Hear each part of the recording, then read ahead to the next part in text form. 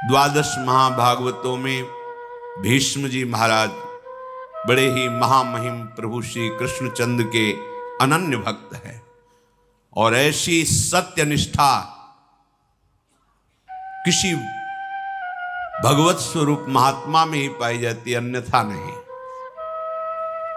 अमोघ वचन जो निश्चय कर लिया वो प्राणपन से निर्वाह किया, जिनके जीवन में सत्य ही सत्य है। कल आप प्रसंग सुन रहे थे, शास्त्रों अश्वमेध यज्ञ राजसूय यज्ञ आदि करके तपोधन महाभिष नाम के राजा ब्रह्मलोक को प्राप्त हुए। ब्रह्मलोक सभा में वो विराजमान थे। भगवती गंगा जी पधारी तो वायु देवता ने उनके अंचल को खिसकाया, जिससे समस्त वहां विराजमान ब्रह्म सभा में अपनी ग्रीवा झुका ली। पर महाभिष गंगा जी को देखते रहे और गंगा जी महाभिष को। इसलिए ब्रह्मा जी ने उन दोनों से कहा कि तुमने ये मानुषिक वृत्ति धारण की, ये ब्रह्मलोक सभा में विराजमान के अंदर ऐसी वृत्ति नहीं होती, इसलिए तुम मनुष्य लोक में जाओ, मनुष्य बनो जाकर। पीछे वर्णन किया था कि ये सब गंगा जी का ही रचा हुआ विधान था, क्योंकि अष्टवसुओं ने वशिष्ठ जी के शाप से मनुष्य लोक में जन्मने की बात गंगा जी से प्रार्थना की थी कि मुझे और कोई साधारण स्त्री अपने गर्भ में धारण नहीं कर सकती, हे माँ आप कृपा करो और मुझे अपने गर्भ में धारण करो। तो गर्भ में धारण करने वाले पिता का चयन ब्रह्मलोक में विराजमान महाभिष के रूप में श्री गंगा जी ने किया। वही भूतल पर प्रतीप राजा के पुत्र महाराज शांतनु के रूप में प्रकट हुए ब्रह्मलोकवासी महाभिष राजा। यम यम कराभ्याम स्पृशति जीर्णम सा सुखमश्नुते पुनर्युवा च भवति तस्मात् तम शांतनुम विदु इति तदस्य शांतनुत्वम। बड़े बड़े ब्रह्म ऋषियों ने इनके प्रभाव को ज्योतिष के द्वारा देखा। यम यम कराभ्याम स्पृशति, जिसको ये छू लेंगे हाथ से तो जीर्णम सा सुखमश्नुते, भले उसकी जीर्ण अवस्था हो वो तुरंत जवान हो जाएगा और सुखपूर्वक पूरा जीवन रहेगा, उसे कभी अशांति छू नहीं सकती, परम शांति बनी रहेगी। इसीलिए इति तदस्य शांतनुत्वम, इनका नाम शांतनु रखा गया। बड़े ही प्रभावशाली बाल्यावस्था से ही थे। जब इनकी नौ किशोर अवस्था थी तो महाराज प्रतीप ने अपने पास बैठाल करके कहा कि मुझे जब मैं तपस्या कर रहा था हरिद्वार में तो एक देवी प्रकट होकर मेरे से बात कही थी कि जब तुम्हारा पुत्र यौवन अवस्था को होगा तो मैं समीप जाऊंगी, पर वो हमसे कभी कोई प्रश्न ना करे, वो तुम्हारे कल्याण के लिए है। ध्यान रखना, तुम्हें यदि कभी दिव्य सुंदरी नवयुवती मिले और तुम उसके रूप से प्रभावित हो जाना तो जान लेना ये वही सुंदरी है। पर यच्च कुर्यान्न तत्कर्म सा पृष्ठव्या त्वया नघ मन योगाद भजंतीम ताम भजेथा इत्युवाचकम। वो जो कार्य करे कभी प्रश्न मत कर देना, कभी पूछ मत लेना कि तुमने ऐसा क्यों किया। यदि तुम पूछ लोगे तो उसी समय वो तुम्हारे पास से चली जाएगी। मेरी आज्ञा है। वो कौन है, क्या कर रही है, कहां से आई है, कहां को जाएगी, ये कोई प्रश्न तुम्हारे नहीं होने चाहिए, ये मेरी आज्ञा है। ऐसा शांतनु जी को प्रतीप उनके जो पिता थे उन्होंने समझाया और उसी समय उनको राज्याभिषेक करके एकांत जंगल में निरंतर भजन करते हुए भगवान को प्राप्त हुए। बुद्धिमान, परम प्रतापी, परम तपस्वी राजा शांतनु देवराज इंद्र के समान तेजस्वी थे। एक दिन प्रजा रक्षा के लिए रुग्ण और हिंसक, जिनके जीवित रहने पर प्रजा में संक्रामक रोग फैल सकता है, ऐसे पशु और जो घोर हिंसा स्वभाव वाले हैं, ऐसे पशुओं को प्रजा रक्षा के लिए मारने के लिए वो वन में जाया करते थे। एक दिन उन्होंने गंगा के किनारे ही भ्रमण कर रहे थे, देखा अपने तेज कांति से मानो कई सूर्य एक साथ उदय हो गए हों, ऐसी तेजस्विनी नवयुवती सुंदरी लक्ष्मी जी के समान ऐश्वर्य और सुंदरता से युक्त धीरे धीरे महाराज शांतनु के समीप आ रहे। उनके सारे अंग निर्दोष गौर वर्ण, ऐसा मोहिनी सुंदर रूप, उस पर बड़ी ही दिव्य साड़ी धारण किए हुए, देखते ही राजा शांतनु का शरीर स्तब्ध हो गया। ऐसा रूप तो कहीं सुना भी नहीं था जैसा रूप देखा। आश्चर्यचकित हो गए। थोड़ी देर के लिए दोनों नेत्र अपलक हो गए, पलक झपना बंद हो गए, मानो मूर्ति खड़े हो। ऐसी दिव्य कांति, ऐसी दिव्य सौंदर्य सुधा समीप आकर के महाराज शांतनु की तरफ सांत्वना देते हुए बोले, आप धैर्य धारण कीजिए, मैं आपकी ही सेवा के लिए आया हूं। तब इनमें साहस हुआ बात करने का। शांतनु जी ने कहा, मैं देख करके ही बता रहा हूं कि तुम कोई दानवी, गंधर्वी, अप्सरा, यक्षी, नाग कन्या या मानवी हो ही नहीं सकती। त्रिभुवन में ऐसी कोई सुंदरी नहीं, मुझे पता है, क्योंकि ब्रह्मलोक से सीधे आए हैं तो सब कुछ पता है। इनकी स्मृति, इनका ध्यान, इनकी तपस्या इतनी जोर की है कि ऐसी सुंदरी तो हमने देखी ही नहीं। पर मैं तुमसे प्रश्न नहीं करूंगा कि तुम हो कौन,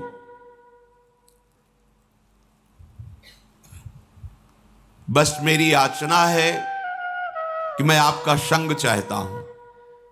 जब शांतनु जी ने ऐसी प्रार्थना की तो मधुर मुस्कान युक्त महायशस्विनी त्रिपथगामिनी भगवती गंगा जी उनके ईश्वर की वृद्धि के लिए उनसे कहा, यत्तु कुर्यामहं राजन शुभम वा यदि वा शुभम ना तद वारयितस्यामि न वक्तव्या तथा प्रियम। मैं आपका संग स्वीकार करती हूं, आप इस योग्य हैं, पर मैं कभी बुरा से बुरा करूं या भला से भला करूं, आप कभी प्रश्न नहीं करेंगे। कार्य में आप रोकेंगे नहीं, किसी कार्य में मुझे कभी अपरिवचन नहीं बोलेंगे। जिस समय अपरिवचन या कोई प्रश्न, उसी समय मैं आपसे विलग हो जाऊंगी।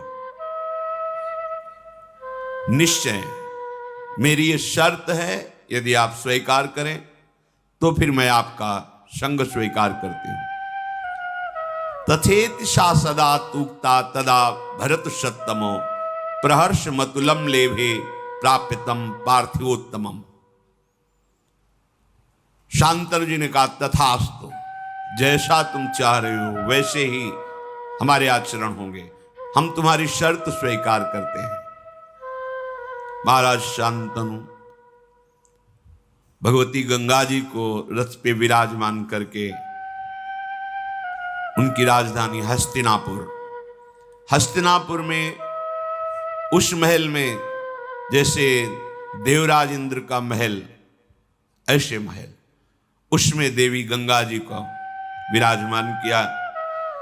जितेंद्रिय महाराज शांतनु ब्राह्मणों को बुलाकर स्वस्ति वाचन कराया। जो पिता का आदेश जैसा था कि कुछ पूछना नहीं, कुछ नहीं पूछा, आदेश कर दिया, शास्त्रीय विधान के अनुसार इस देवी से पाणी ग्रहण संस्कार मैं करूंगा।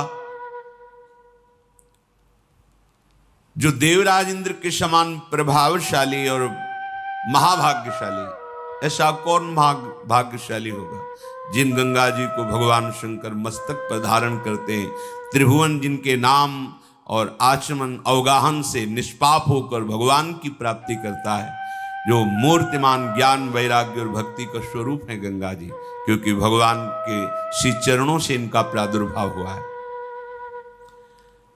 कैसा दिव्य सौभाग्य कि जिन गंगा जी का स्मरण अवगाहन दर्शन बड़े भाग्य से होता है, वही गंगा जी इनको अर्धांगिनी के रूप में प्राप्त हुई।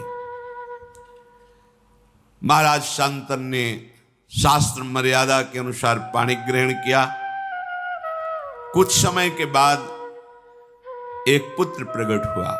बड़ा महल में आनंद उत्सव मनाया जाने लगा। अभी आनंद उत्सव हो ही रहा था कि देवी गंगा जी ने उस पुत्र को लिया और चल पड़ी अपनी धारा की तरफ, और वहां जाकर कहा, ऐ वत्स, तुम्हें पता होना चाहिए तुम वसु हो। वशिष्ठ जी के शाप से तुम मनुष्य लोक में आए हो। मैं तुम्हें ज्यादा यहां टिकने नहीं दूंगी। जाओ तुम अपने वसु स्वरूप को प्राप्त करो। ऐसा कह के अपनी धारा में डाल दिया। तुम्हें मैं शाप से मुक्त करती हूं। और बड़ी प्रसन्न मुद्रा में फिर महल लौट आए। महाराज शांतनु भारी असंतुष्टता को प्राप्त हुई कि प्रथम बालक, और इसने हत्या कर दी बालक की, पर कुछ बोले नहीं। दूसरा बालक हुआ, वही प्रक्रिया। 7 बालक प्रकट हुए, 7 को गंगा की धारा में प्रवाहित कर दिया जीवित। जब 8वां बालक गर्भ में आया, जेवी लेकर के चले।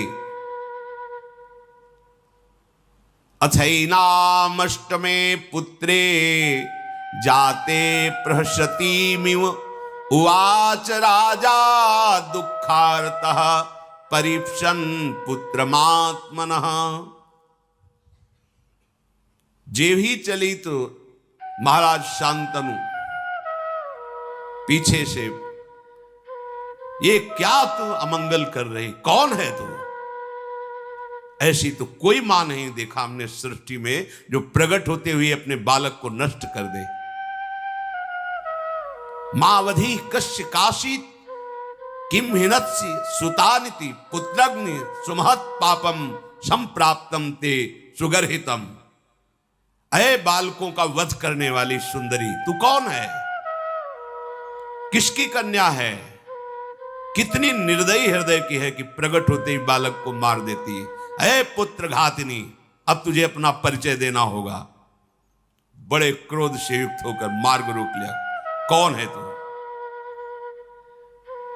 बड़े शांत भाव से, पुत्र काम न तेहन्मी पुत्रम पुत्रवताम वर जीर्णस्तु मम वासोयम यथा सा समय कृतः। अय पुत्र की इच्छा रखने वाले नरेश, तुम मेरा परिचय नहीं जानते, इसीलिए कटु वचन बोल गए। पुत्रवानों में तो महाभाग्यशाली पुत्रवान हो गए। नहीं मारूंगी इस पुत्र को, क्योंकि तुमने टोक दिया, रोक दिया, और मेरी शर्त भूल गए। मेरा समय समाप्त हुआ। जानते हो मुझे, मैं कौन हूं? मैं त्रिपथगामिनी भगवती गंगा हूं। कोई पुत्र घातनी या कोई पापिनी नहीं हूं। हाथ जुड़ गए शांतनु के। गंगा जी बड़े बड़े महर्षियों के द्वारा सेवित मैं हूं। केवल वसुओं का कार्य पूर्ण करने के लिए, उनको गर्भ में धारण करने के लिए, उनकी प्रार्थना से मैं आई हूं। ठीक है, तुमने टोक दिया। ये 8वां पुत्र महातेजस्वी महाभाग देववसु है। वशिष्ठ जी के शाप से 7 तो मुक्त कर दिए, 8वें को तुमने रोक दिया, अब ये यही रहेगा, आजीवन मृत्युलोक में रहेगा। तुम्हारे सिवाय ऐसा त्रिभुवन में कोई राजा नहीं जो मेरा संग कर सके। तुम वसुओं के पिता हो। मानवीय सृष्टि में ऐसा कोई है नहीं कि इन वसुओं को गर्भ में धारण कर सके। अतः इन वसुओं की प्रार्थना से इनकी मां बनने के लिए मैंने मानव शरीर धारण करके तुम्हारा संग किया।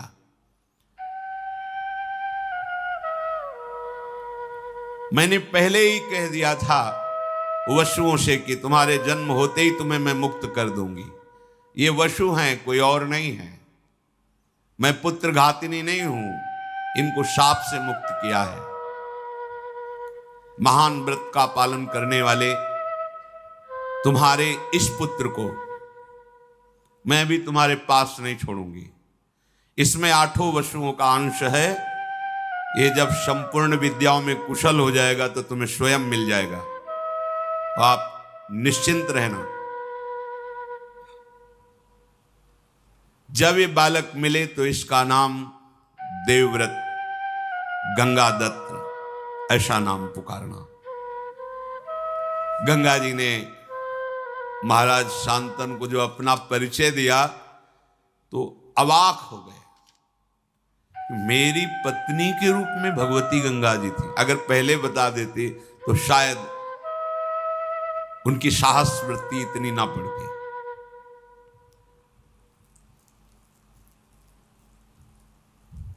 महाराज बहुत उदास हो गए। देखते ही देखते पुत्र सहित गंगा जी अंतर्धान हो गए।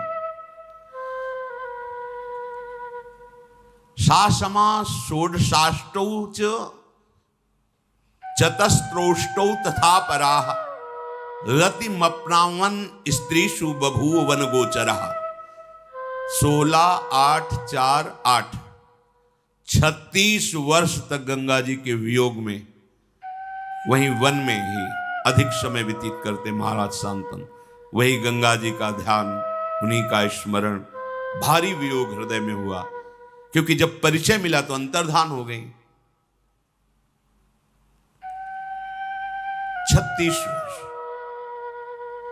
एक दिन विचरण कर रहे थे, देखा गंगा की धारा प्रवाहित होती हुई रुकने लगी। विचार किया कि ऐसा कैसे हो सकता है। आगे बढ़े तो देखा विशेष रूपवान, बलवान, आचारवान, तेजस्वी एक बालक अपने धनुष में प्रत्यंचा चढ़ाकर बाणों से गंगा की धारा को रोक दिया है। लौकिक अलौकिक समस्त अस्त्रों की कलाएं उसमें विराजमान हैं। बल, धैर्य, वीर, पराक्रम, महारथी वीरता, ये सब उसमें झलक रही। महाराज शांतनु ने देखा। महाराज शांतनु इतने आकर्षित हो गए, उन्हें पता नहीं कौन है। जब नजदीक की तरफ बढ़े तो बालक देख के ही अंतर्धान हो गया।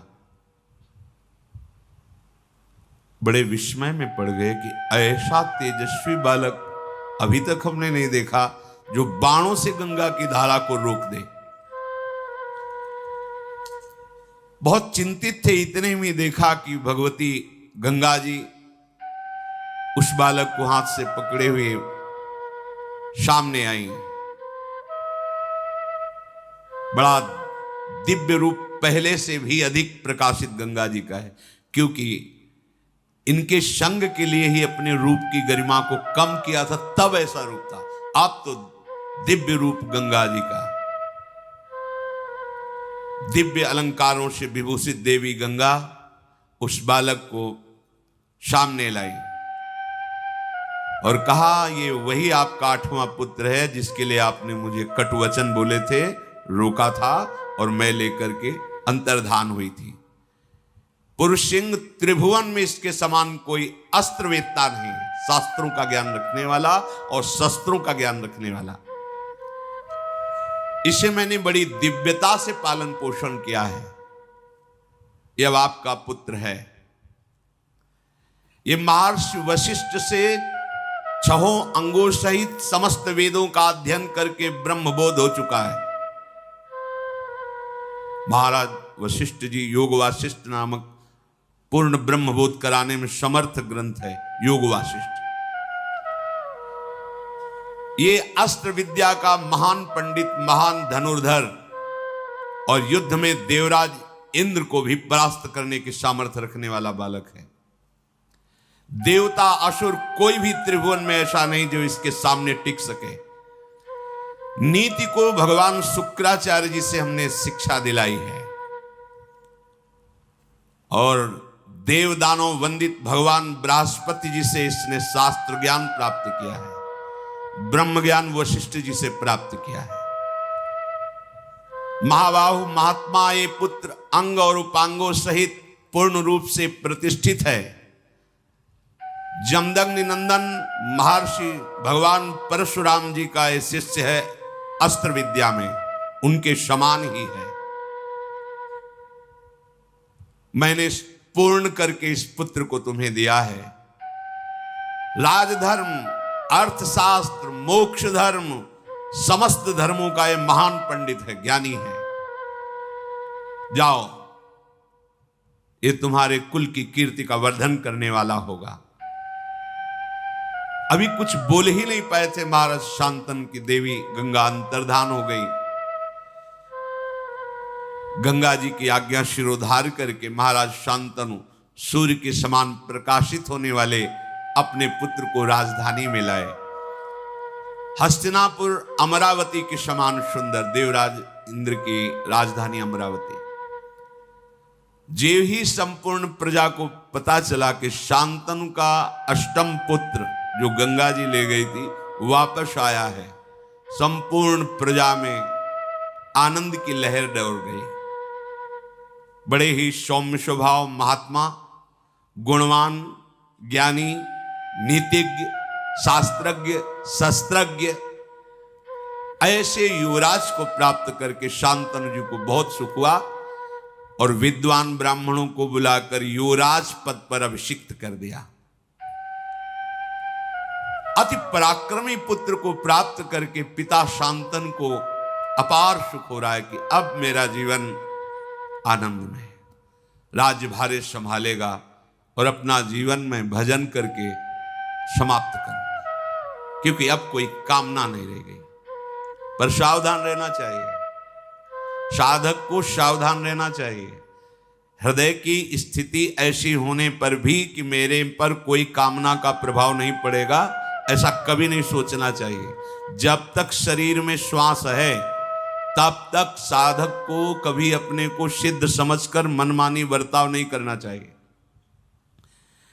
क्योंकि जिनके चरणों का आश्रय लेकर तुम चल रहे हो ये उनका प्रताप है। अगर अहम आ गया तो उन्हीं के चरणों की शक्ति से बलवान माया है। माया शक्ति भगवान की है, किसी और की नहीं है। तो परास्त होने में देर नहीं लगेगी। किसी और की होती तो परास्त न कर पाती, पर जैसे मम माया तैसे ममैवांशो, बराबर का खेल है। अगर अहंकार कर लिए तो गिर जाना पड़ेगा, या इतना विश्वास कर लिए कि अब मुझे कोई परास्त नहीं कर सकता। नहीं, यही डर ही डर हरिवंश हित, जिनो भ्रमय गुण सलिल पर, जिह नाम न मंगल लोक त्यों, सुहरिपद भज न विलंब कर। डरते रहो, कभी कोई हमारी वृत्ति को चुरा न ले। जो एक एक वृत्ति हम अपने आराध्य देव श्यामा श्याम के चरणों में समर्पित करते, उसे कोई चुरा न ले। महाराज शांतनु पूर्ण काम होकर युवराज पद पर वो विराजमान, और सब शास्त्रों का, शस्त्रों का ज्ञान, बड़ी प्रसन्नता है। आगे चलकर ये सम्राट पद पर बैठे और अब वो एकांत सेवन करने लगे। एक दिन उनको ऐसी सुगंध आई कि खींचे चले गए उस सुगंध में, घ्राणेन्द्र में। 4 योजन तक सुगंध जाती थी, योजन गंधा। खिंचते हुए उस सुगंध को लक्ष्य करके जब पहुंचे तो वहां देखा एक नौका में मूर्तिमान मानो सुंदरता विराजमान हो, ऐसे एक देवी विराजमान है। श्याम नेत्र हैं, किशोर अवस्था है। देखते ही महाराज का चित्त जो कह रहा था कि अब तो पूर्णता है, कुछ नहीं चाहिए, बदल गया। कश्य तुमश काचासी किंचा भीरु चिकीर्षसी, तुम कौन हो, किसकी पुत्री हो और यहां नाव में कैसे बैठी हो? चक्रवर्ती सम्राट है। खड़ी हो गई आसन से, नाव से प्रणाम किया और कहा, राजन आपका सदैव मंगल और कल्याण हो। मैं निषाद की कन्या हूं और मेरे महामनस्वी निषाद जो पिता हैं वो बिना शुल्क लिए यहां से आने जाने वाले ऋषियों की या जो भी आए जाए निशुल्क हम नौका की सेवा करती हैं। जैसे ये बोला महाराज शांतनु तो बिक गए, शब्द सुनकर, रूप देख करके, क्योंकि यही भगवान श्री कृष्ण उदयपायन व्यास देव जी की माता हैं। भगवान का अवतार हो चुका है उनके गर्भ से। आगे स्वयं वर्णन करेंगे। अभी नौ यौवन अवस्था में प्रवेश हुआ था कि भगवान पाराशर जी नदी से पार जाने के लिए नाव में बैठे, तो मस्तक पर देखा कि इसका तो संयोग है और इसके गर्भ से मेरे अंश से भगवान का प्रादुर्भाव होने वाला है। भगवान व्यासदेव जी भगवान श्री हरि के अवतार हैं। उनका देवी मैं दिव्य दृष्टि से देख रहा हूं कि इसी समय तुम्हारे गर्भ से भगवान का अवतार होगा। उनका भगवान अभी तो मैं यौवन अवस्था को भी प्राप्त नहीं हुई हूं। तत्काल उनके अंदर यौवन अवस्था का आविर्भाव होगा। भगवान मेरे शरीर से मछली की सी दुर्गंध आती है। तत्काल योजनों सुगंध से आकृष्ट, अभी आए ना महाराज शांतनु, सुगंध ही सुगंध। महाराज दिन का प्रकाश है, भारी कोहरा पैदा कर समर्थ भगवान पाराशर जी। महाराज अगर गर्भ हुआ तो हमसे फिर ब्याह कौन करेगा? कन्याओं में, पंच कन्याओं में तुम पवित्र कन्या रहोगी। महाराज गर्भ तो धारण करना पड़ेगा। नहीं, इसी समय प्रकट होगा, गर्भ भी नहीं धारण करना पड़ेगा। भगवान पाराशर जी की कृपा से उसी समय श्री कृष्ण द्वैपायन भगवान व्यासदेव जी का और प्रकट होते ही मृगचर्म कमंडल हाथ में लिया और प्रणाम किया। ऐसे नहीं कि प्रकट हुए बच्चे हो, पाराशर जी बच्चा लेके चले, ऐसे नहीं, कमंडल लिया और बोले मां जब कभी आवश्यकता हो तब याद मात्र कर लेना, मैं आपकी सेवा में उपस्थित हो जाऊंगा। श्री कृष्ण द्वैपायन भगवान व्यासदेव जी की मां है। राजा शांतनु को ऐसा पूर्व का कुछ पता नहीं, और पाराशर जी ने तत्काल जो कन्या स्वरूप वही प्रकट कर दिया था। शांतनु उनके रूप, माधुर्य, सुगंध और वाणी भगवान व्यासदेव की मां है। सुनते ही मुग्ध हो गए, जैसे गंगा जी पर। तो गंगा जी के वियोग से जो हृदय की दशा हुई थी, वो देवव्रत गंगादत्त से मिलने पर पुत्र के थोड़ी शांत हो गई थी। फिर वही नवीन, बहुत सावधानी की जरूरत होती है। उपासक कभी ऐसा न समझ ले कि अब हमारा कोई नहीं बिगाड़ सकता। हां, प्रभु की कृपा से मन प्रभु में लग गया, कुछ अच्छा नहीं लगता है, पर सावधान, कभी भी कोई वृत्ति, वही दशा आ गई जो गंगा जी के वियोग में थी। सीधे उतरे नाव से, तुम्हारा घर कहां है? बताया। वहां गए, चक्रवर्ती सम्राट है। जे ही देखा निषाद ने कि महाराज पधारे, प्रणाम किया, अर्घ दिया, पूजन किया। महाराज मेरे तो भाग्य खुल गए, आप जैसे प्रतापी राजा यहां पधारे हैं। क्या आज्ञा है, क्या सेवा करूं? वो जो नौका में विराजमान युवती हो तुम्हारी पुत्री है? हाँ महाराज, मैं तुम्हारी पुत्री का वरण करता हूं और उसको मांगने आया हूं तुमसे। महाराज, ओहो, मुझे चिंता थी कि इतनी सुंदर पुत्री का वरण किसके साथ करूंगा। मेरे पास तो धन नहीं, संपत्ति नहीं। भगवान ने मेरी बात सुन ली। आप जैसा तेजस्वी, आप जैसा महान सम्राट स्वयं मांगने आया, ये तो मेरी पुत्री का भाग्य और मेरा भी भाग्य है। परंतु आप राज्य के अधिकारी मेरी पुत्री के नहीं, पुत्री का अधिकार मेरे हाथ पर है। तो अब मैं जैसा कहूंगा वैसा आपको करना होगा, तब आपको पुत्री मिलेगी। राजा के रूप में आपका स्वागत कर लिया, पर पुत्री मांग रहे हो तो उसके लिए मेरे पास शर्त है। उस शर्त को पूरी करो और पुत्री को ले जाओ।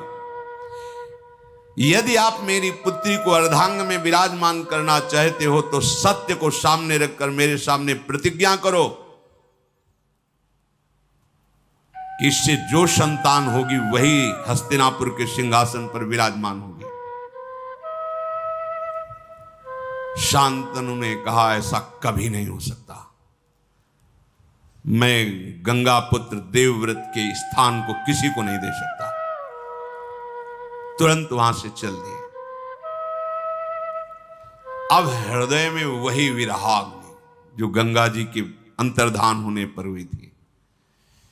अब बोल सकते नहीं किसी से, हृदय जल रहा है एकांत में। बस कि अब क्या करें, कोई उपाय नहीं। देवव्रत युवराज पद पर है और पूर्ण समर्थ है। मैं उनके भाग्य पर ऐसा नहीं कर सकता कि वो राजा ना बने और इसका पुत्र राजा बने, कभी नहीं कर सकता। अपने सुख के लिए ऐसा कभी नहीं कर। दुचित हो गए, इधर ये भाव और उधर उस रूप और वाणी को सुनने के बाद बिक गए महाराज शांतनु।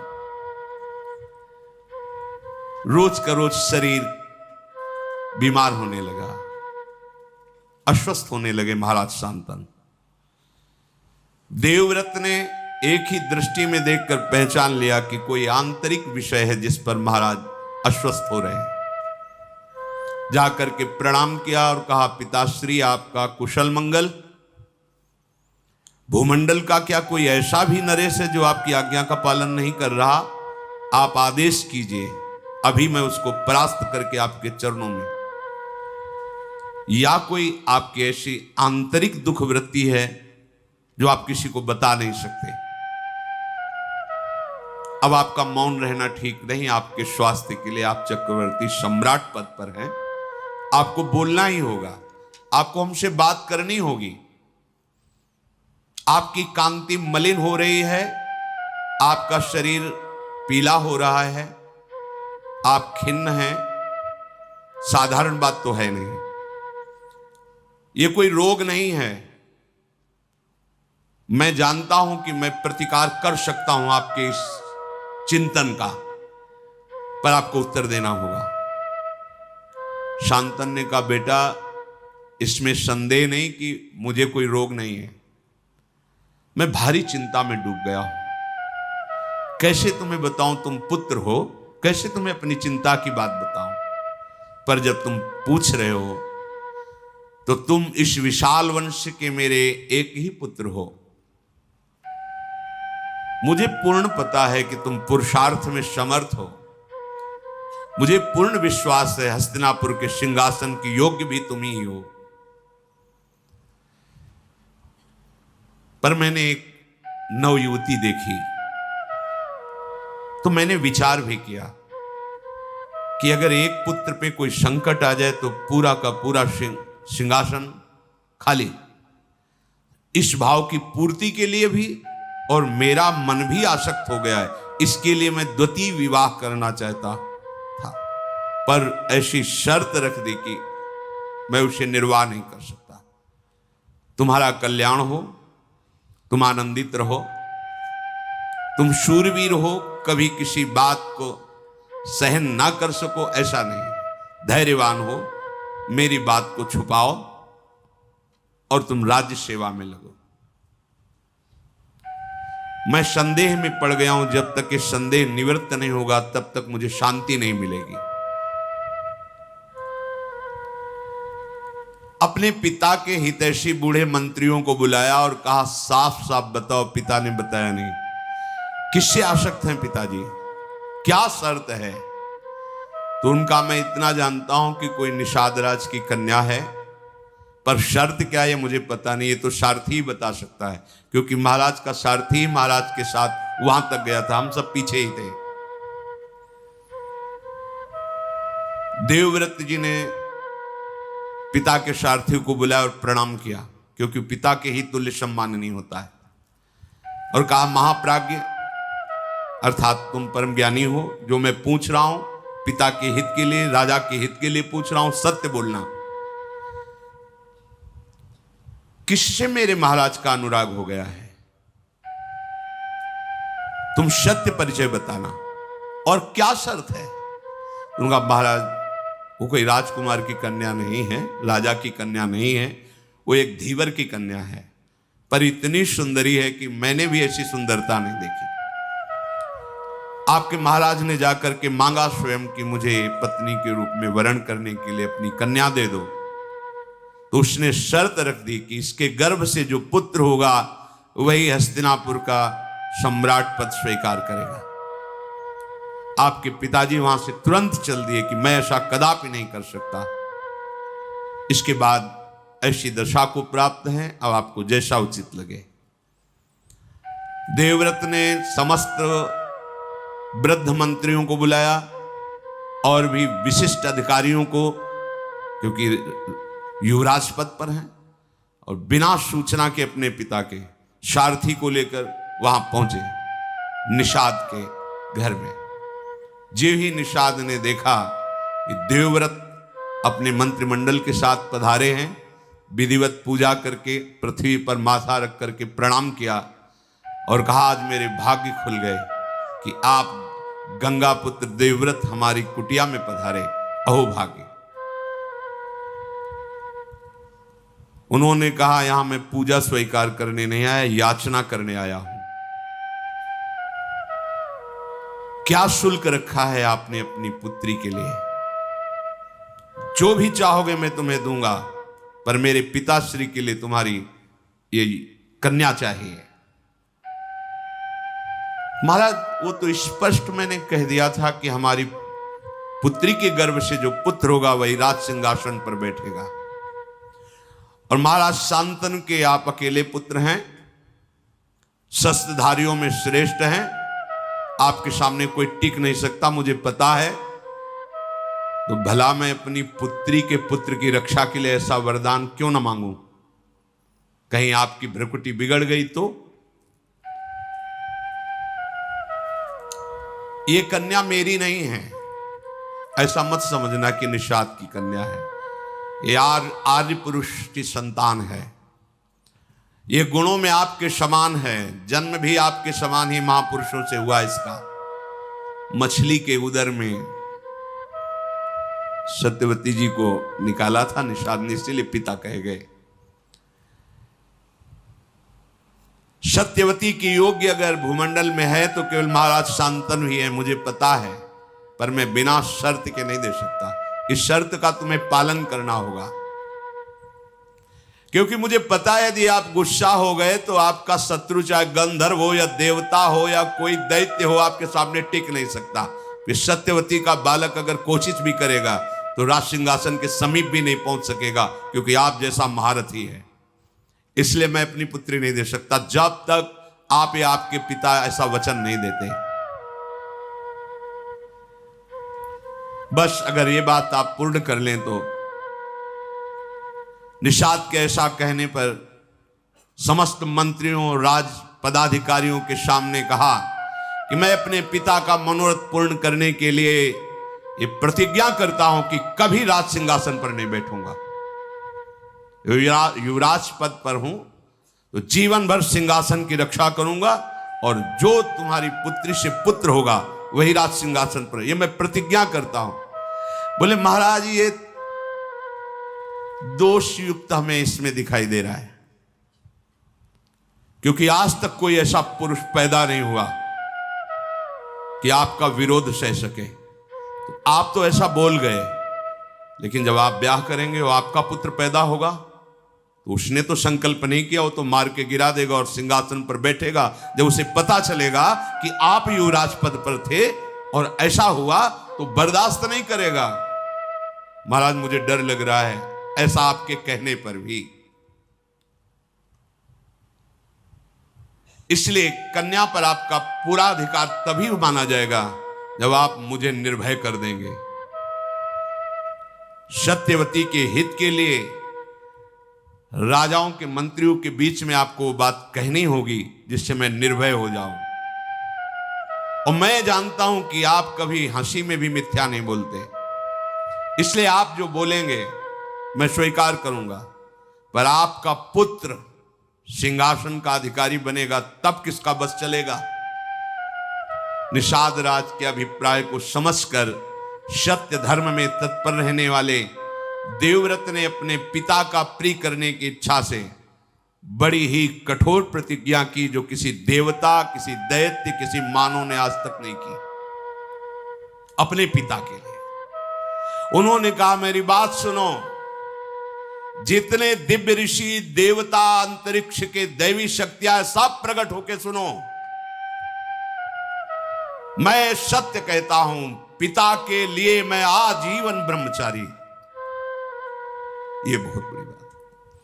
पिता के लिए मैं आजीवन ब्रह्मचारी रहूंगा, कभी किसी स्त्री को स्वीकार ही नहीं करूंगा, ना राज सिंहासन में बैठूंगा, ना कभी ब्याह करूंगा, ना कभी ब्रह्मचर्य तोड़ूंगा।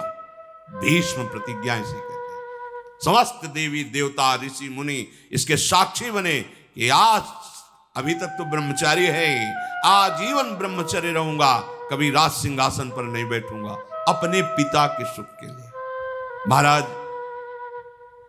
जो ही भीष्म जी ने आजीवन अखंड ब्रह्मचर्य के व्रत की प्रतिज्ञा की, तो बड़े बड़े ऋषि मुनि देवता सब, ततो अंतरिक्ष अप्सरसो देवा सप्त ऋषि गणास तथा अव्यवर्षंत कुसुमैर भीष्मोप्यमिति चाब्रवन।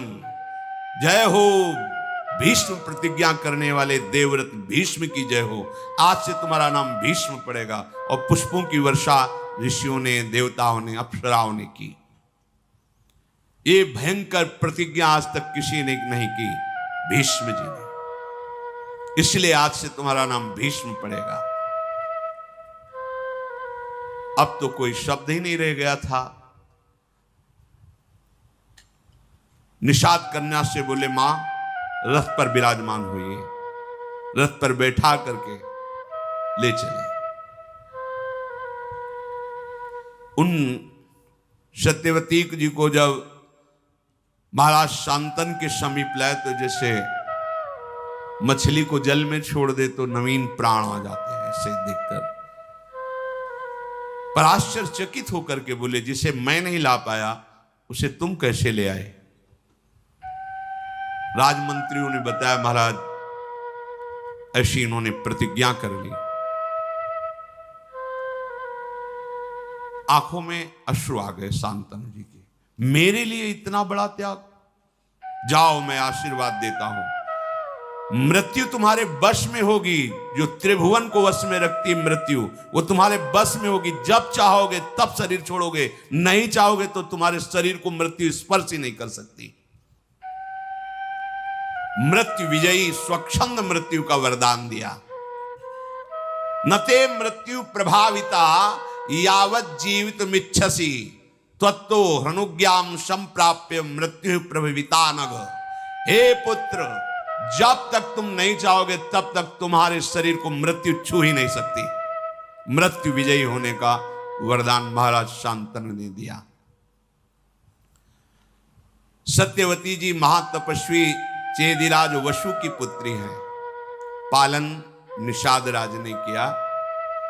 शांतनु ने ज्योतिषाचार्यों से जान करके कि ये विशुद्ध वसु की कन्या है, शास्त्रीय विधि से विवाह किया। महल में विराजमान हुए। कुछ काल के पश्चात सत्यवती जी के गर्भ से शांतनु का बुद्धिमान पुत्र चित्रांगद प्रकट हुआ, जिसका नाम चित्रांगद रखा गया।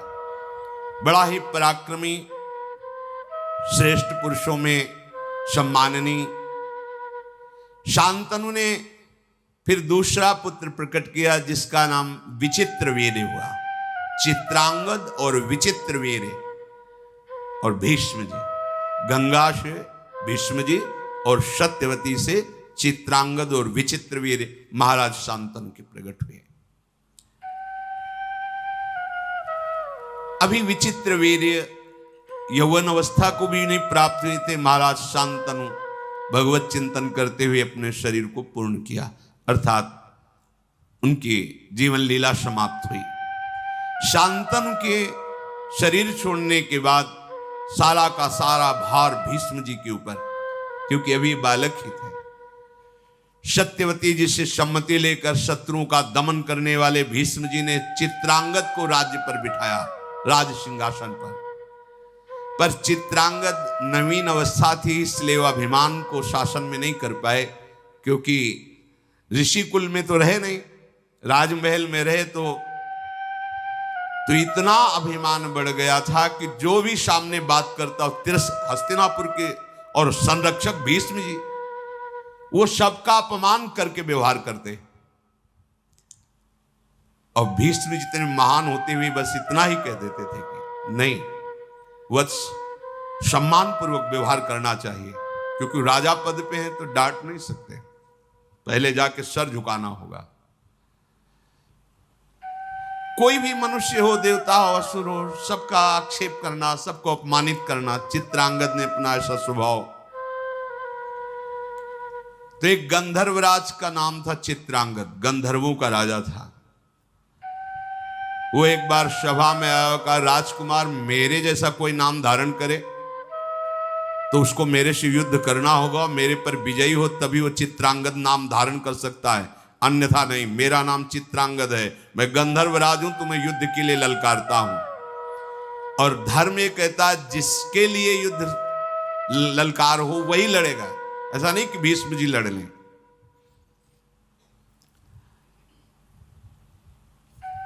सभा से सम्मति पास हुई और कुरुक्षेत्र में चित्रांगद राजकुमार और गंधर्वराज चित्रांगद का युद्ध हुआ। अब वो माया युद्ध का स्वामी चित्रांगद जो गंधर्वराज है, मार डाला चित्रांगद राजकुमार को। कुछ नहीं कर सकते, क्योंकि द्वंद्व युद्ध है, ऐसा नहीं कि उसमें बचाव पक्ष या भीष्म जी अस्त्र चला दे, नहीं, धर्म कहता है ऐसा। अगर द्वंद्व युद्ध में जिसको ललकारा गया है और उसने ललकार स्वीकार किए तो वही निर्णय करेगा, वो मारे गए। अब तो हस्तिनापुर में बड़ी शोक की लहर छा गई। चित्रांगद के मारे जाने पर शांतनु भीष्म जी ने उनकी अंत्येष्टि क्रिया कराई। विचित्रवीर्य अभी बालक ही थे, पर सत्यवती जी से सलाह करके मंत्रियों से उनको राज सिंहासन पर अभिषेक किया, राजा के पद पर विराजमान किया। भीष्म जी आज्ञा के अधीन रह करके सिंहासन की पूर्ण रक्षा, बैठे केवल वो बालक ही तो हैं। चित्रांगद के मारे जाने पर विचित्रवीर्य अभी बहुत छोटे थे, पर राज्य का भार अर्थात सिंहासन पर उन्हें विराजमान किया गया। भीष्म जी रक्षा करते। अब धीरे धीरे नवकिशोर अवस्था आई। सत्यवती जी ने कहा कि भीष्म, इनके ब्याह की व्यवस्था तुम्हें करनी पड़ेगी, क्योंकि प्रायः ये बात थी कि निषाद कन्या से महाराज शांतनु ने ये पुत्र प्रकट किए, तो जैसे कोई बड़े बड़े राजा लोग स्वयंवर करते तो प्रायः निमंत्रण आदि के लिए। भीष्म जी से सत्यवती जी ने कहा कि इनके ब्याह की व्यवस्था करनी होगी। गुप्तचरों ने बताया कि काशी में स्वयंवर की रचना हो रही है, काशी राज की तीनों कन्याएं स्वयंवर में वर का वरण करेंगी। भीष्म जी ने माता सत्यवती से कहा कि मुझे ही जाना पड़ेगा। आज्ञा ली। महारथियों में श्रेष्ठ शत्रु विजयी भीष्म अकेले सारथी को लेकर के वाराणसी पहुंचे और स्वयंवर सभा में जब प्रवेश किया तो बहुत से राजा बैठे हुए थे, सब देख के तालियां बजा के हंस दिए, वाह बाल ब्रह्मचारी।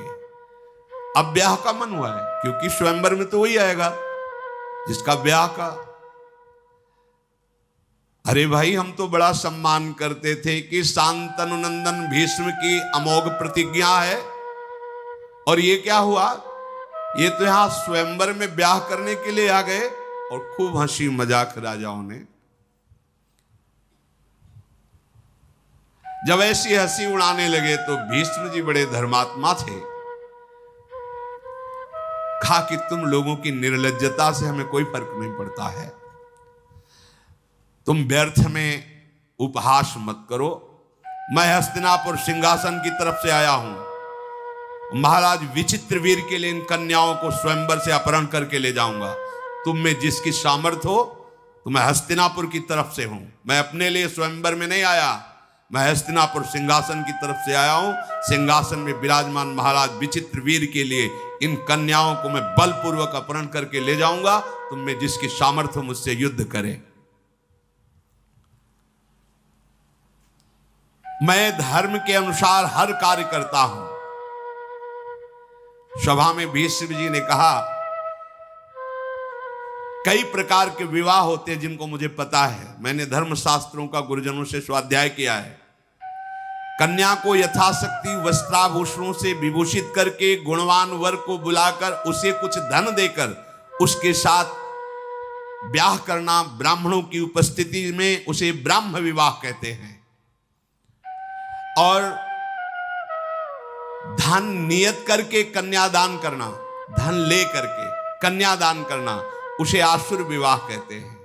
बलपूर्वक कन्या का अपहरण करना, उसे राक्षसी विवाह कहते हैं। और वर और कन्या की ही परस्पर केवल अनुमति से विवाह होना गांधर्व विवाह कहलाता है।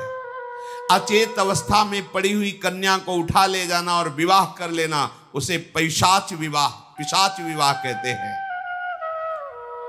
कुछ लोग वर और कन्या को एकत्र करके स्वयं उनसे प्रतिज्ञा कराते हैं कि हम दोनों गारस्थ धर्म का पालन करेंगे। फिर कन्या का पिता दोनों की पूजा करके अलंकार युक्त कन्या का वर के लिए दान करता है।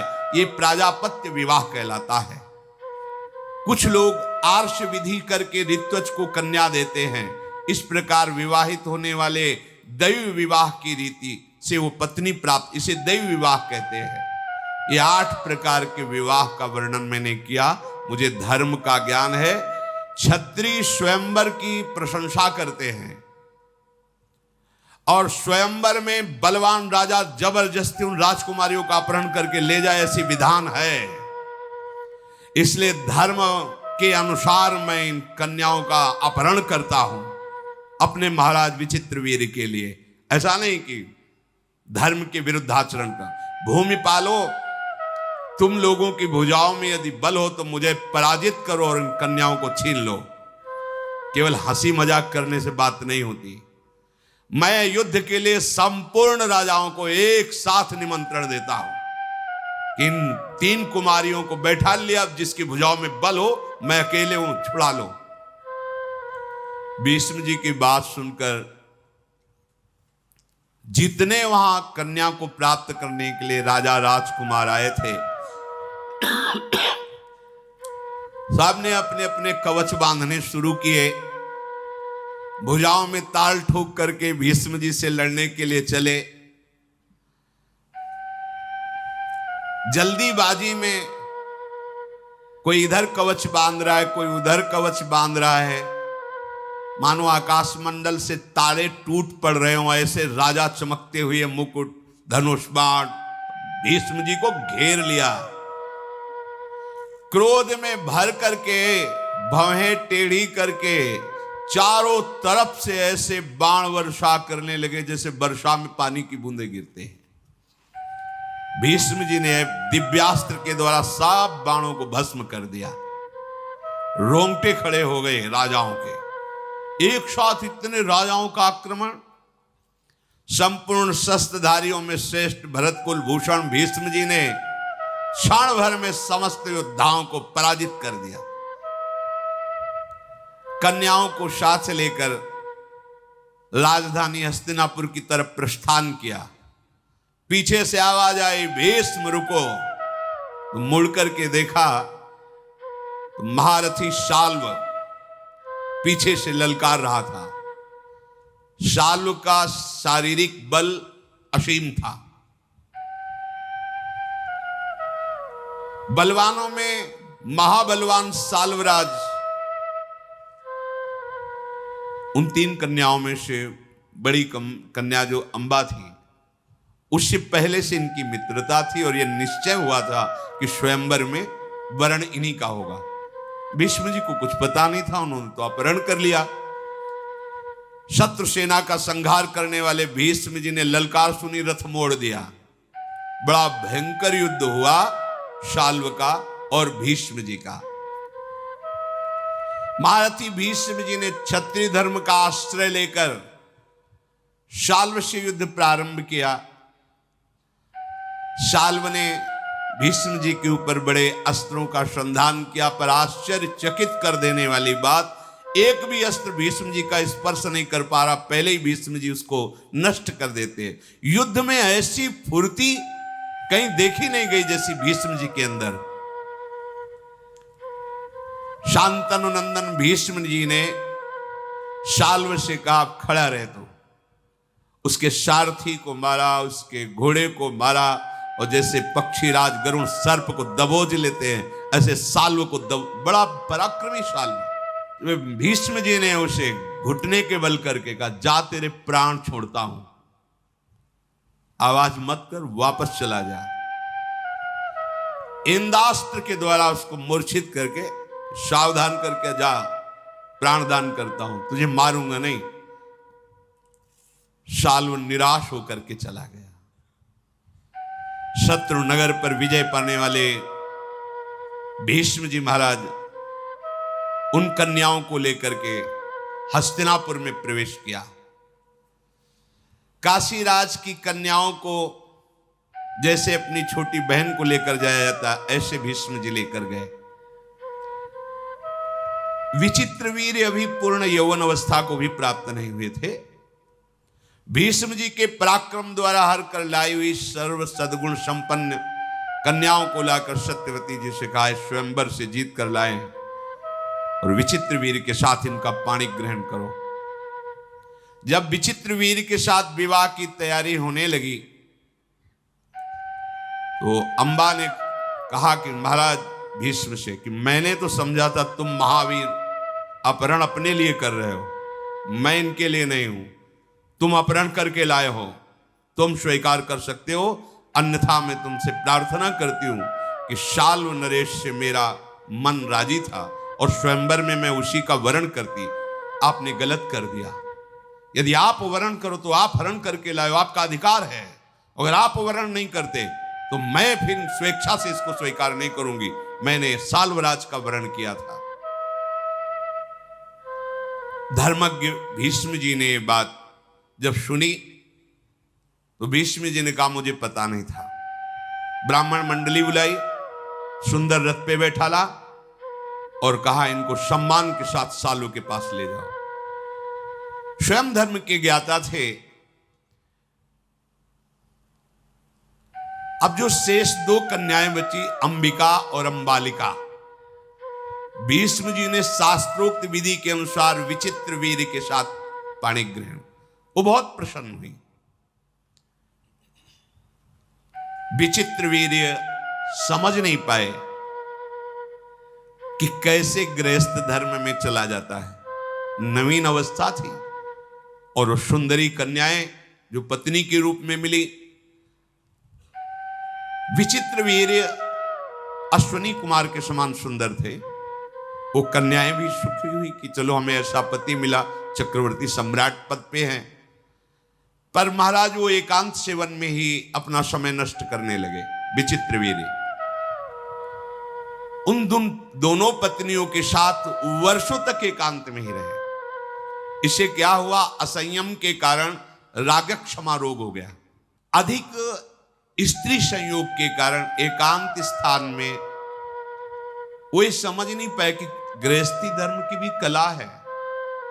ऐसे नहीं कि आप असंयमित होकर व्यवहार करें, नहीं, शास्त्र मर्यादा के अनुसार चले। इसीलिए पहले गुरुकुल भेजा जाता था, गुरुजनों से शास्त्र स्वाध्याय, फिर गृहस्थ में जाया जाता था। ब्रह्मचर्य जीवन है, ब्रह्मचर्य त्याग ही मृत्यु है। जो ब्रह्मचर्य का खिलवाड़ करते हैं गृहस्थ धर्म में, ऐसा नहीं कि आप जैसा चाहो वैसा बर्ताव करो, ऐसा नहीं, एक संयम है। ब्रह्मचर्य ही जीवन है और ब्रह्मचर्य नाश ही मृत्यु है। ये चक्रवर्ती सम्राट पद पर है, किसी भी तरह की कोई असुविधा नहीं।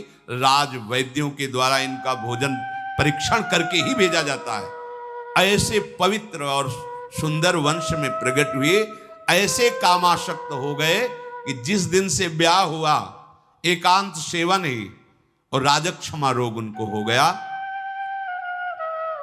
अब तो बड़े विश्वसनीय वैद्यों ने पूरी चेष्टा की राजक्षमा निवारण की, पर नहीं हो पाई।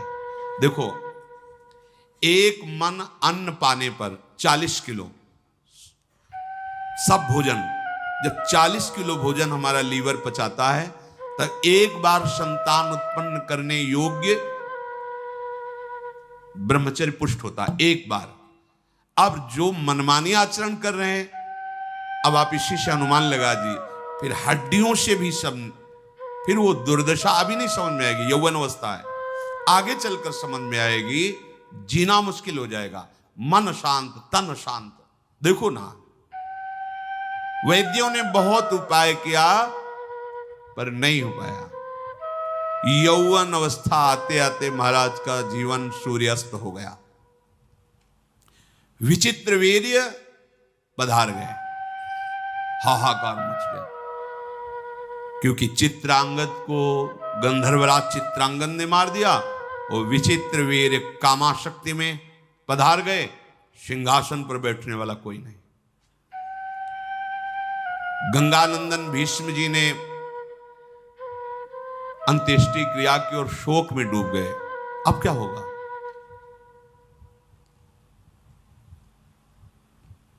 सत्यवती जी भीष्म जी से कहा, बेटा, जो मैं बात कहने जा रही हूं हो सकता है तुम्हें पसंद ना हो, पर मेरी आज्ञा, धैर्यपूर्वक सुनना। तुम शास्त्र और शस्त्र दोनों के ज्ञाता हो, पितृकुल मातृकुल दोनों के रहस्य को जानने वाले हो। तुम गंगा नंदन हो, अर्थात पवित्र हो। बेटा, तुम्हारी एक एक वृत्ति धर्म में स्थित है। पर अब मैं बात जो बार बार लड़खड़ा रही है कहने से, जो मैं बात कहने जा रही हूं वो धैर्यपूर्वक सुनना। सिंहासन खाली है। विस्तृत और संक्षेप दोनों से धर्म का रास्ते तुम जानते हो। श्रुति और वेदों को तुम जानते हो। तुम्हारी धर्मनिष्ठा, सदाचार, संयम और तुम्हारी बुद्धि शुक्राचार्य और बृहस्पति जैसी है। इसलिए धर्मात्माओं में श्रेष्ठ भीष्म, तुम्हें मैं जिस कार्य में लगाना चाहती हूं, कहने में संकोच हो रहा है, पर मैं आशा करती हूं मेरी आज्ञा का पालन करोगे। तुम्हारा भाई ही है विचित्रवीर्य। छोटी अवस्था में शरीर छूट गया, कोई पुत्र नहीं हुआ। ये दोनों सुंदरी राजकुमारियां जो विचित्रवीर्य की पत्नी बनी, अभी युवा अवस्था को है। भारत हमारे कुल की संतान परंपरा को सुरक्षित रखने के लिए तुम्हें मेरी ये बात माननी है कि इनके गर्भ से पुत्र उत्पन्न करो, क्योंकि तुम मेरे बेटा ही हो। पिता और माता दोनों का अधिकार होता है। पिता शांतनु, तुम्हारी मां गंगा, तो उन्हीं के समान मैं हूं। सत्यवती जी ने कहा, महाबाहो, विचार करके ये धर्म कार्य है, तुमको ऐसा करना चाहिए। अभिषेक कराओ, सिंहासन पर विराजमान हो और आगे के लिए संतान उत्पन्न करो। बड़े बड़े विद्वानों मंत्रियों के बीच में सत्यवती जी ने ऐसी बात कही। धर्मात्मा भीष्म जी ने कहा, मां, तुम्हारा कहना बनता है, परंतु मैं राज्य के लोभ से क्या बात है, मैं कभी जीवन में अपने ब्रह्मचर्य को खंडित नहीं कर सकता। तीनों लोगों का राज्य प्राप्त हो रहा तो भी मैं तिलक नहीं लगवा सकता सिंहासन के लिए। जो प्रतिज्ञा की किसी भी स्थिति में नहीं तोड़ सकता। तीनों लोकों का राज्य, देवताओं का साम्राज्य और समस्त सुख एक साथ मेरे सामने आ जाए तो भी मेरी सत्य प्रतिज्ञा को तोड़ने असंभव, ऐसा नहीं हो सकता। मैं प्राण त्याग सकता हूं, सत्य को नहीं। यह महाभागवत की स्थिति, सत्य को नहीं। पृथ्वी अपना गंध छोड़ सकती है, जल अपने रस को छोड़ सकता है, तेज रूप को, वायु स्पर्श को, लेकिन भीष्म अपनी प्रतिज्ञा को नहीं। सूर्य की गति बदल सकती है, अग्नि शीतल हो सकता है, चंद्रमा शीतलता का त्याग कर सकता है, इंद्र का पराक्रम फीका पड़ सकता है, धर्मराज धर्म की उपेक्षा भी कर दे तो भी भीष्म अपनी प्रतिज्ञा को कदापि नहीं तोड़ेगा। माता हस्तिनापुर का क्या, चाहे संसार का नाश हो जाए, मुझे अमरत्व मिले, त्रिलोकी का राज्य मिले, पर मैं अपने प्रण को नहीं तोड़ सकता, सत्य को नहीं छोड़ सकता। माता सत्यवती चुप हो गई। उन्होंने कहा, बेटा मैं जानती हूं तुम सत्य प्रतिज्ञ हो, पर क्या तुम मेरी बात को नहीं समझ रहे हो? परंतु अगर मेरी बात को समझ रहे हो तो कोई तो उपाय होगा। तुम सिंहासन पर नहीं बैठोगे, वहां पुत्र है नहीं, अब होगा क्या आगे? भीष्म जी ने कहा, राजमाता मैं धर्मशास्त्रों को जानता हूं, बड़े बड़े महापुरुषों से आपद अवस्था में धर्म की व्यवस्था का भी विधान जानता हूं, इसलिए मैं आपको एक सलाह दे रहा हूं। भीष्म जी ने कहा, महाराज शांतनु की परंपरा को चलाने पर धर्मयुक्त सिंहासन में अधिकारी बैठे, इसके लिए मैंने शास्त्रों में जो व्यवस्था पढ़ी है वो आपको कह रहा हूं। शास्त्रों में कहा गया है, विधवायाम नियोगार्थे निवर्तेतु यथा विधि गुरुवच्च स्नुषावच्च वर्ते आताम परस्परम। विधवायाम नियुक्तस्ते घृताक्तो वाग्यतो निशि एक मुत्पादेत पुत्रम न द्वितीयम कथंचन। तपस्वी ब्रह्म ऋषि के द्वारा वो बीभत्स रूप बनाकर दुर्गंध युक्त शरीर को करके राज सिंहासन चलाने के लिए केवल एक पुत्र पैदा कर सकता है, जो कभी मिला ना हो और कभी मिले ना।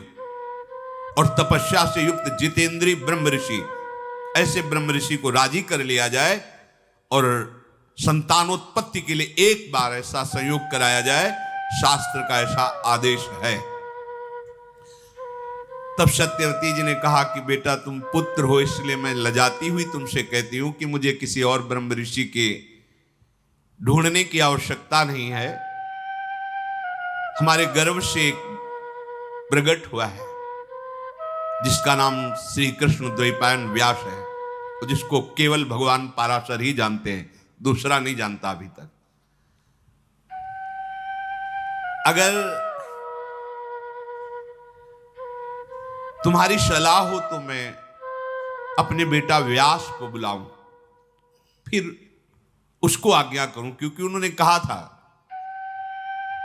कि जिस समय तुम चिंतन करोगे मैं चिंतन करते हुए उपस्थित हो जाऊंगा। भीष्म जी ने कहा, सुना है महर्षि व्यास वो तो समस्त वेदों की वो प्रकट करने वाले, वो तो भगवत स्वरूप हैं। ये तो माता बहुत सुंदर बात हुई, आप भगवान व्यास जी का जरूर चिंतन कीजिए। मुनिवर श्री कृष्ण द्वैपायन व्यास का चिंतन किया। जे ही चिंतन किया तो वेदों के श्लोकों की गूंज करते हुए भगवान व्यासदेव जी वहीं प्रकट हो गए। भगवान के अवतार है, श्याम शरीर, विशाल नेत्र। कहां से आए, किधर से आए, कुछ पता नहीं, वहीं प्रकट हो गए। जे सत्यवती ने देखा, दौड़ करके हृदय से लगा लिया, पुत्र है। और वात्सल्य भाव से भर करके अपने वक्षा स्थल से लगाकर दुग्ध से अभिषेक किया। सत्यवती जी की आंखों से आंसू बह रहे थे। भगवान महर्षि व्यास जी अपने कमंडल के पवित्र जल से माता के चरणों का अभिषेक करके साष्टांग प्रणाम किया।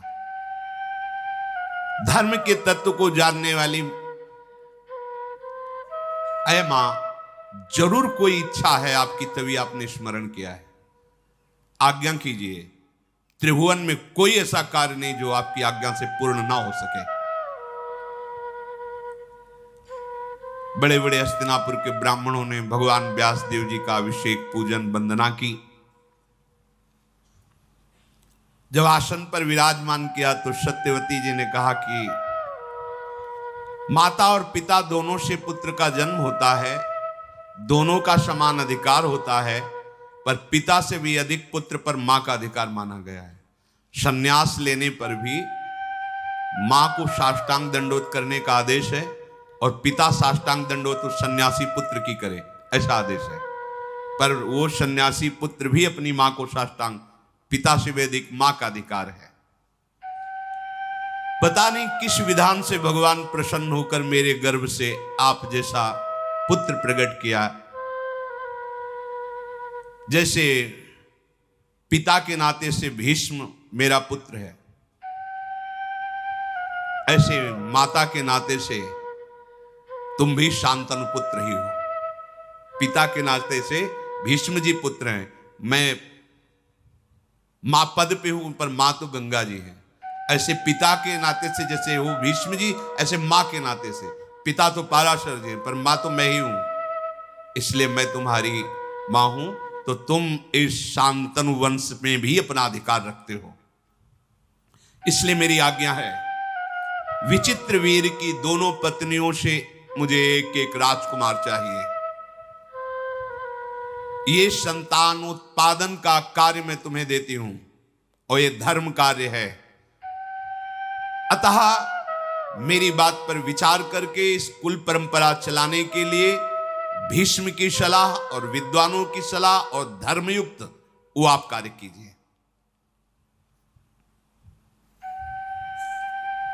भगवान व्यासदेव जी ने कहा, माता, पर और अपर दोनों प्रकार के धर्मों का रहस्य जानने पर आपकी आज्ञा धर्म संगत है। ऐसा नहीं कि आप अधर्म की आज्ञा कर रही। मैं किसी कामना के वशीभूत होकर नहीं, आपकी आज्ञा पालन करने के लिए जो आप कहेंगे मैं उसका पालन करूंगा। मैं वरुण के समान तेजस्वी पुत्र उन दोनों युवतियों से प्रकट करूंगा,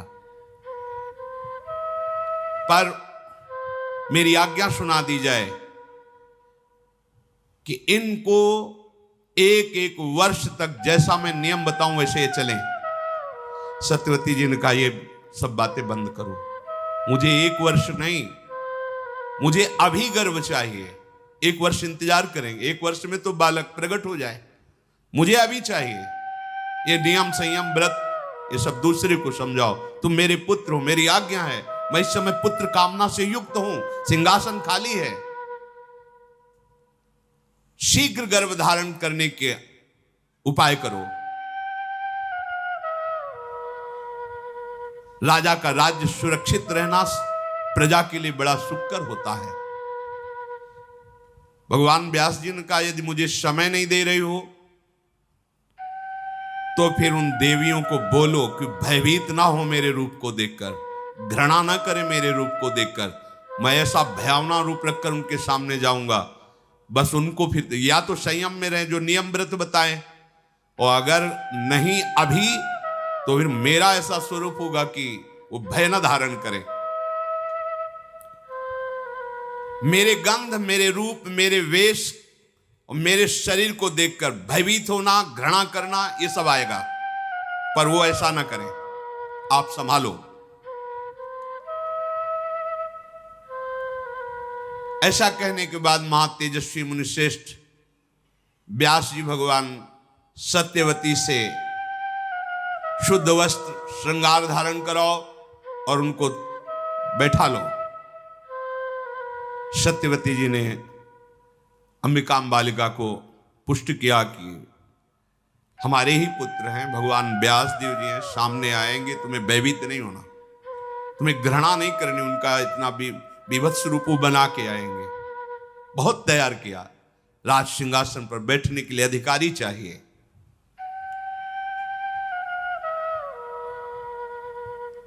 तुम इस भरत वंश का उद्धार करने के लिए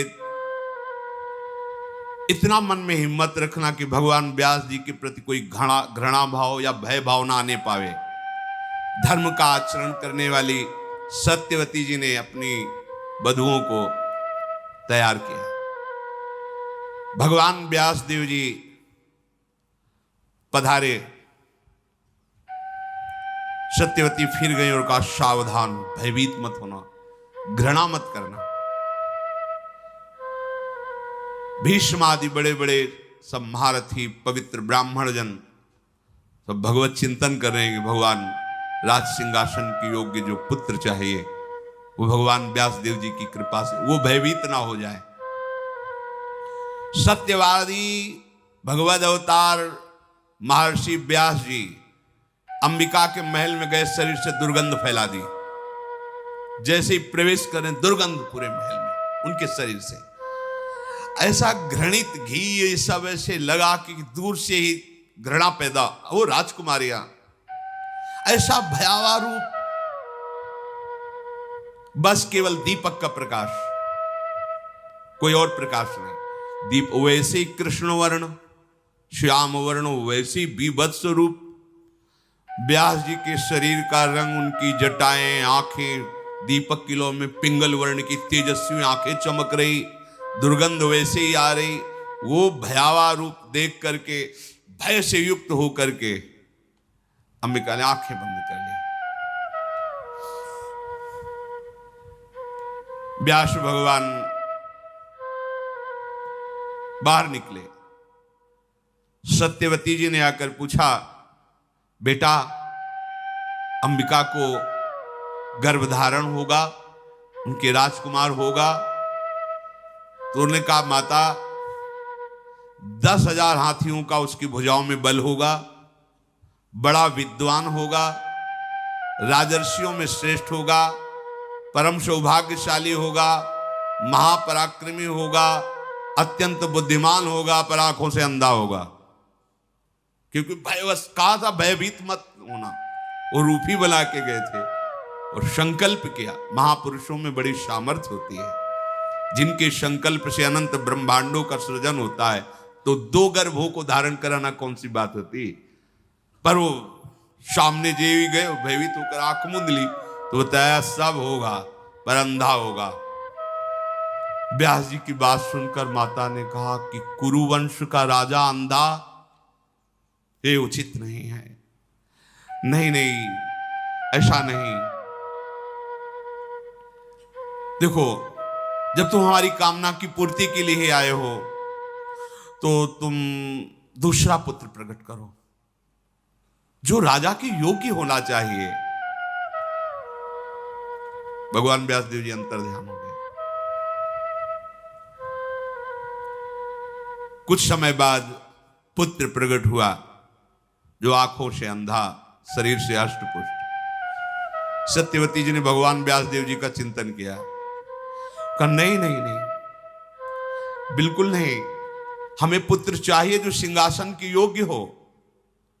फिर व्यास जी को तैयार किया और दूसरी, क्योंकि शास्त्रीय विधान एक ही बार पुत्र प्रकट करने का, दूसरी पत्नी को जो विचित्र वीर की थी तैयार किया।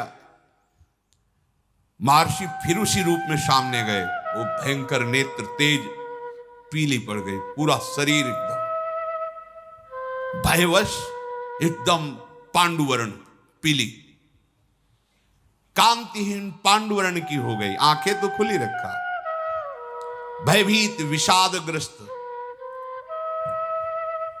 भगवान व्यासदेव जी बाहर आए। सत्यवती जी ने पूछा, बेटा बालक?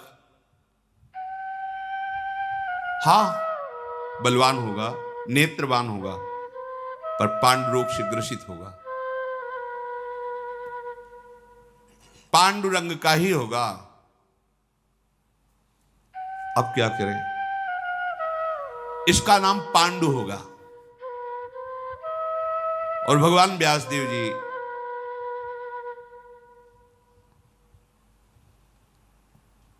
देखो भगवान की लीला का स्वरूप पहले से संबोधन कर रहे थे, भय मत करना, घृणा मत करना, वैसा स्वरूप।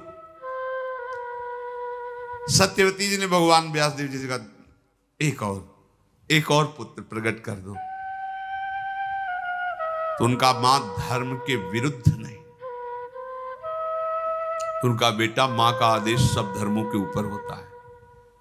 समझो मेरी बात, मां का तो इतनी सामर्थ्य होती है ना, वो सर्व धर्मों को प्रकट करने वाली है, इसलिए तुम मेरी बात मानो।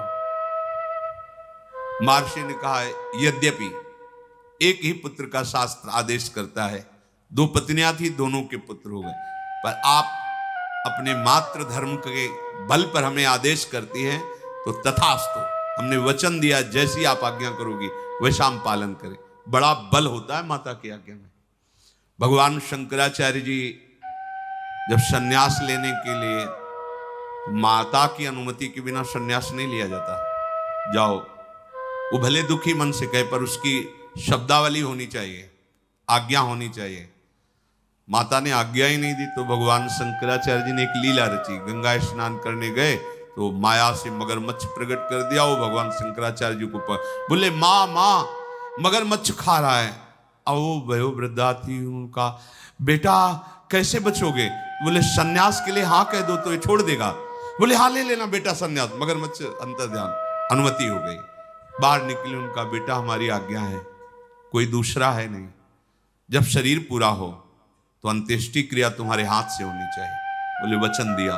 तो आद्य गुरु भगवान शंकराचार्य जी की जब मां पधारी तो दंड अपने शिष्यों को देकर अंत्येष्टि क्रिया अपनी मां का बहुत बड़ा स्थान होता है।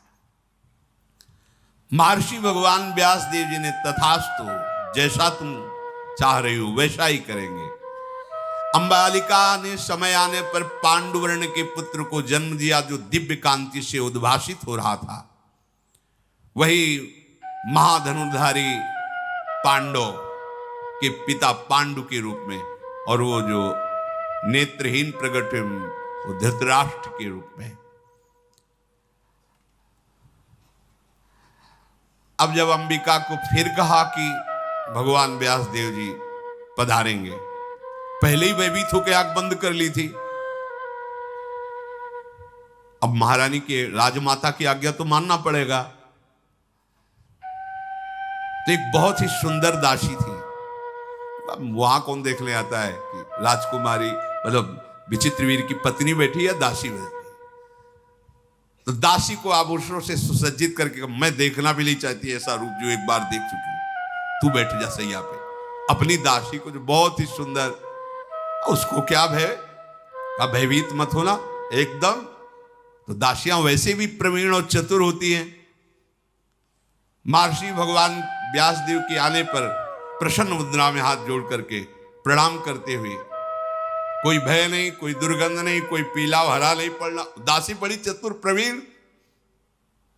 महर्षि व्यास जी बाहर निकले। सत्यवती जी ने कहा, बालक कैसा होगा? तो उनका दासी पुत्र होगा। दासी पुत्र कैसे? तो बोले दासी तो विराजमान थी, वो दोनों राजपत्नियां थोड़ी थी। लोक में साक्षात धर्म का अवतार माना जाएगा। भगवान के अंश स्वरूप विदुर जी, महात्मा विदुर जी, ये भगवान व्यासदेव जी से प्रकट किए।